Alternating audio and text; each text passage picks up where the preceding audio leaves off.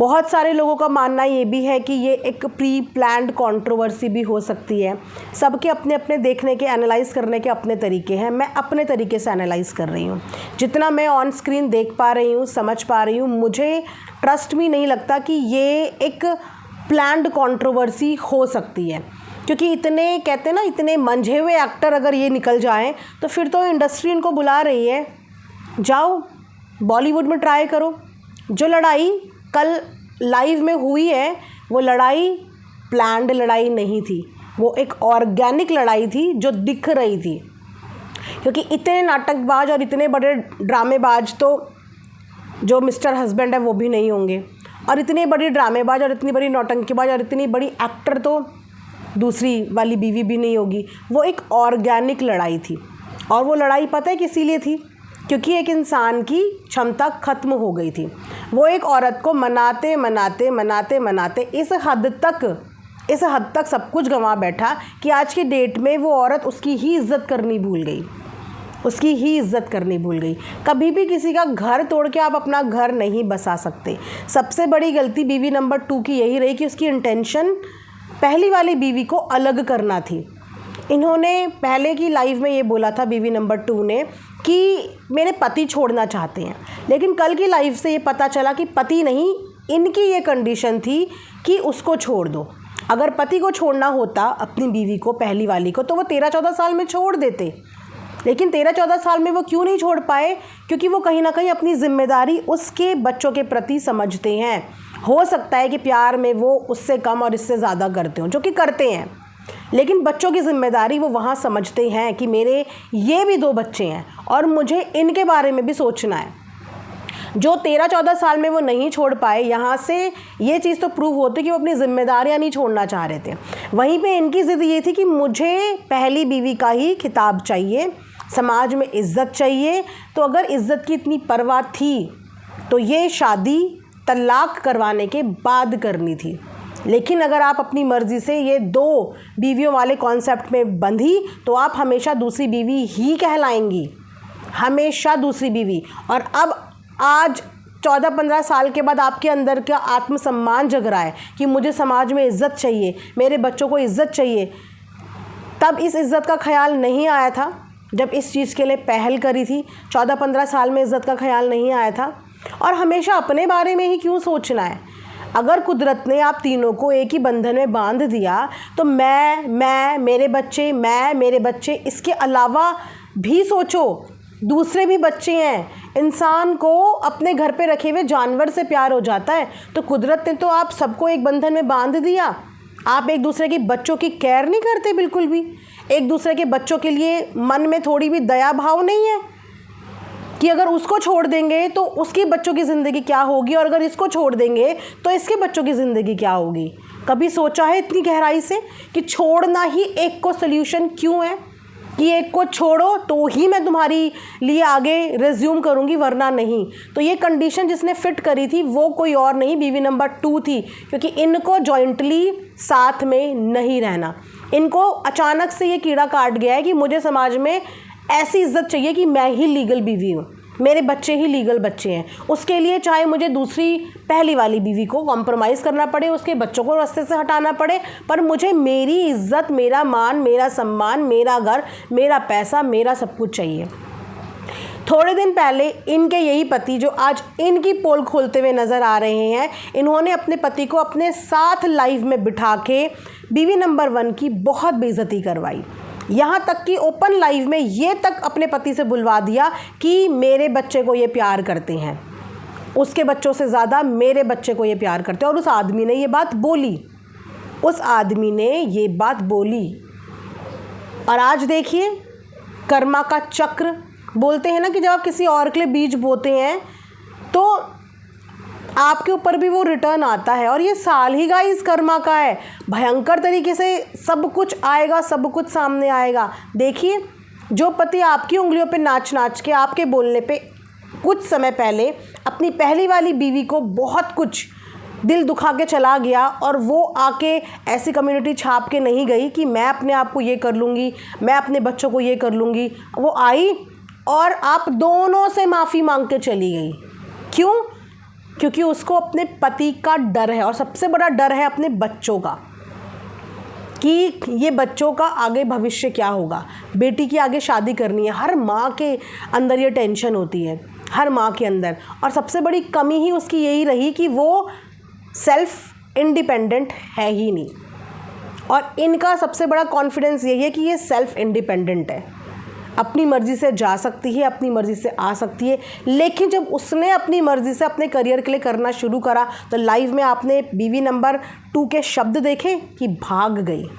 एक इंसान काम सीखने के लिए गया है ताकि वो किसी के ऊपर निर्भर ना हो, कल को अपनी ज़िंदगी, अपने खर्चे, अपने बच्चों के उठा पाए। एक औरत आत्मनिर्भर होने के लिए गई है और यहाँ पे इनकी बीवी नंबर 2 के शब्द थे कि भाग गई है। इसका मतलब वो जब भी कहीं निकलती है ये बोलती है कि वो भाग गई। अगर उस औरत को भागना होता ना तो 13-14 साल में वो भाग चुकी होती। जैसे कि कड़वी लगेगी बात, आप आई भाग के, ठीक है। ये सारे फैसले अपनी ज़िंदगी के आप लोगों ने अपने आप लिए हुए हैं, लेकिन इस फैसले पे अगर आपको हक है खुशी से जीने का, काम करने का, एक अच्छी लग्जरी लाइफ जीने का, तो उसको भी उतना ही हक है। क्या हुआ, अभी तो वो घर से बाहर भी नहीं निकली, अभी तो उसने 10 रुपये कमाने भी शुरू नहीं करे, अभी तो उसके पास आए भी नहीं, अभी से इतनी ज़्यादा इनसिक्योरिटी हो गई, अभी से इतनी ज़्यादा टेंशन हो गई। किस बात की इतनी ज़्यादा टेंशन, किस बात की हुई? इन दोनों के झगड़े इन दोनों के हैं।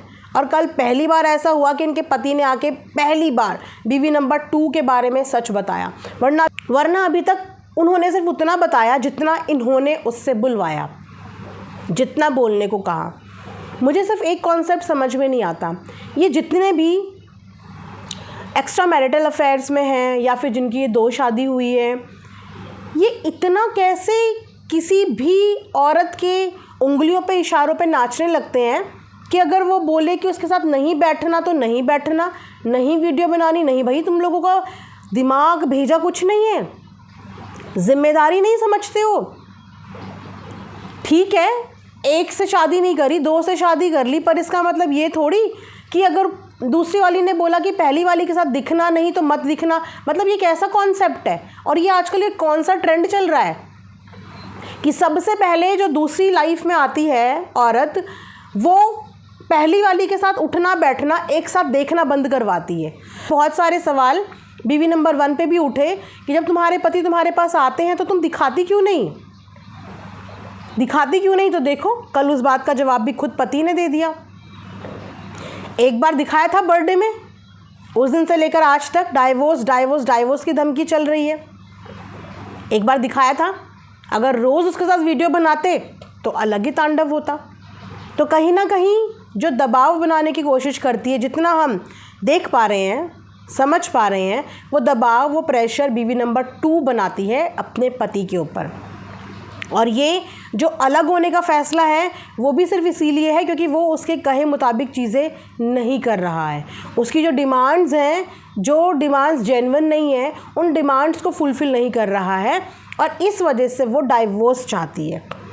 और इसी डाइवोर्स से पहले भी डरा के अपने काबू में किया और डाइवोर्स के अलावा अपने आप को सेल्फ हार्म करने से भी डरा के उससे अपने मन मुताबिक चीज़ें करवाई। और अब जब वो मन मुताबिक चीज़ें नहीं कर रहा है तो ये उसको डाइवोर्स देने के लिए रेडी है। पर वो इंसान प्यार करता है बीवी नंबर 2 से, ये दिखता है, इसीलिए वो उसको तलाक भी नहीं देना चाहता, छोड़ना भी नहीं चाहता। लेकिन उसकी जो अननेसेसरली ज़िद है ना, जो ज़िद जेन्युइन नहीं है, उस ज़िद को भी वो पूरा नहीं कर पा रहा है क्योंकि वहाँ पे उसके बच्चों के साथ भी उसके इमोशंस बंधे हुए हैं। और ये तब तक उसे एक्सेप्ट करने को तैयार नहीं होगी जब तक वो पहली वाली को छोड़ नहीं देता। इसको तब तक वो मंजूर नहीं है। इनके अपने अलग ही सीन और सिनारियो चल रहे हैं, जो कि मैं आपको बताऊं, मुझे मतलब आगे मुझे नहीं पता, अगर आगे कुछ सॉलिड प्रूफ्स आएँ तो हो सकता है कि ये थॉट्स मेरे चेंज भी हो जाएं। बट फ़िलहाल का सीन देख के ये एक दूसरे को एक आँख नहीं भाते, इनका मिला हुआ होना तो बहुत दूर दूर तक मुझे लगता नहीं, जो एक दूसरे को एक आँख भी पसंद नहीं करते, गालियाँ खिला रहे हैं। अगर मैं बोलूँ कि ये डॉलर के लिए भी कर रहे हैं तो अगर इनका यूट्यूब का चैनल आप मॉनिटर करोगे, कमाया क्या है इन्होंने? क्योंकि हर कंट्रोवर्शियल लाइव तो इन्होंने पब्लिक होने से पहले ही प्राइवेट कर ली, तो उस पर रेवेन्यू तो कुछ जनरेट हुआ ही नहीं। अगर मैं 1% ये भी लॉजिक लगाऊं कि ये यूट्यूब पे पैसा कमाने के लिए ये सब चीज़ें कर रहे हैं, लेकिन पैसा तो इन्होंने कमाया ही नहीं, क्योंकि जो लाइव इनकी होनी चाहिए थी वायरल, वो सारी लाइव्स इन्होंने on the spot within 5 minutes private करी हैं। तो वाईटी पे तो इनका कुछ रेवेन्यू जनरेट ही नहीं होगा। जो लोग वाईटी पे काम करते हैं उनको बहुत अच्छे से पता होगा कि कितनी वीडियो पे कितने व्यूज़ पे, खासकर लाइव में, लाइव जब आप करते कितने व्यूज़ पे कितना रेवेन्यू बनता होगा, और वो इनके चैनल पे दिख जाएगा कि कितना इनका रेवेन्यू बनता होगा। तो उस हिसाब से ये डॉलर भी नहीं छाप रहे हैं यूट्यूब से, ये यूट्यूब से डॉलर भी नहीं छाप रहे हैं, लेकिन हाँ ये लोग तमाशा ज़रूर यूट्यूब में कर रहे हैं। अब ये क्यों कर रहे हैं? क्योंकि ड्रामे हो रहे हैं रियल ज़िंदगी में, या फिर आगे की कोई फर्दर प्लानिंग है? वो तो देखो समय के साथ साथ ही पता चलेगा कि आगे की इनकी क्या प्लान्स हैं। लेकिन फ़िलहाल अभी जो लाइव देखने के बाद समझ में आया है, वो सिर्फ इतना समझ में आया है कि बीवी नंबर 2 है बहुत डोमिनेटिंग बिहेवियर की, और इस समय पे उसे सिर्फ ये भूत चढ़ा हुआ है कि मुझे किसी भी तरीके से पहली वाली बीवी का, लीगल बीवी का, और मेरे बच्चों को वही वाला दर्जा चाहिए, और इसीलिए वो इस ज़िद में अपने पति को छोड़ना चाहती है। और वो जो पति है वो छोड़ना नहीं चाहता, क्योंकि वो आज भी इससे प्यार करता है, और यस, इसी से ज़्यादा प्यार करता है। ये मुद्दा जितना मैं अभी तक समझ पा रही हूँ। वहाँ पे बात करें बीवी नंबर 1 की, तो वो कॉम्प्रोमाइज़ शायद 13-14 साल पहले ही कर चुकी है, कॉम्प्रोमाइज़ कर चुकी है, इसलिए उसे फ़र्क नहीं पड़ता कि उसका पति उसके पास ही रह ले। बस वो अपनी ज़िंदगी में ये चीज़ समझ चुकी है कि मैं अपने पति को बांट चुकी हूँ, किसी और को दे चुकी हूँ, तो वो ऑलमोस्ट उसको दे चुकी है। इसीलिए वो आज तक भी उससे ज़ुबान नहीं लड़ा पाती, उसके आगे बोल नहीं पाती, उसकी मर्ज़ी के बिना कुछ कर नहीं पाती, क्योंकि वो बाउंड है। बाउंड इसीलिए है क्योंकि उसको वो फ्रीडम कभी मिला ही नहीं कि वो अपने पैरों पे खड़ी हो पाए। हाँ, अब अगर वो आगे बढ़ चुकी है और एक सही सुपरविज़न में आ चुकी है, काम पे फोकस करती है, तो 1-2 महीने में वो अच्छा ट्रेंड हो जाएगी कि वो अपने लिए कुछ करे चाहे ना करे, पर अपने लिए स्टैंड लेना या बोलना सीख जाएगी। तब वो लाइफ में हो सकता है कि आगे ग्रो कर ले।